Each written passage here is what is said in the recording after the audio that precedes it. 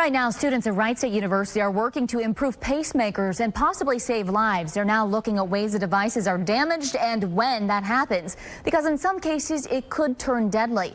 Fox 45's Elise Coulter went to campus to find out what they've already found and their hope for the future. The thought was, this is it. And I was going to die at 33.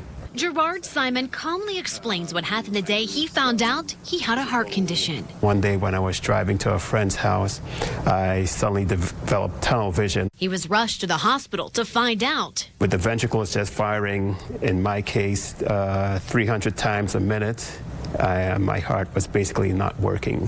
From that point on, he uses a defibrillator, and at times his life depends on it, which is why the work. You can see how the insulation defected, and this is the coil inside the lead. So it's not supposed to look like that? Yeah. What is That's a damaged one.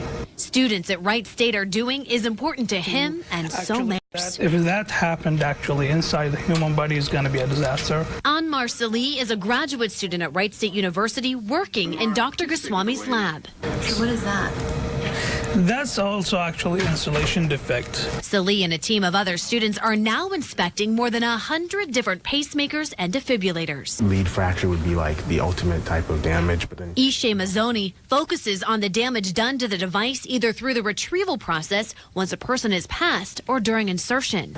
the risk is probably more significant than what the current data might suggest. Any type of potential malfunction to those things at the large scale, the amount of people getting them is definitely cause for a significant amount of concern. People who have these devices, they depend on these things to live. Figuring out exactly when the damage like this, a tear in the polyurethane lining or a dent in the device itself, has happened is the goal. When you know what's causing the damages, then you can come up with a solution of how to prevent those type of damages or lower the risk of them. But that's not enough for students. This is going to say, hey, I want to know what's happening here. They're taking their research one step further. What does that show? This should show the electrical field. Winston Crosby, a grad student at Wright State, is looking at how electrical and magnetic fields could have an effect on pacemakers and defibrillators. It is a concern, especially as, more and more electrical devices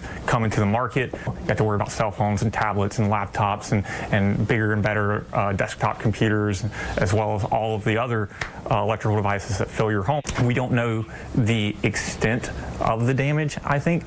And that's one of the hopes that we're trying to figure out with the research. Research that they're still developing, but hope will have a big impact on our future. The end goal is to learn and understand, and we can apply that knowledge to save lives.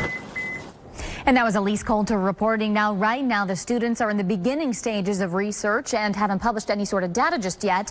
However, they are already working with the FDA, the agency showing interest in the results and hopes to make the devices even better than they already are. And if you want to read the full story on Wright State students working to improve pacemakers, you can head to our website, fox45now.com. You can find the article under Top Stories.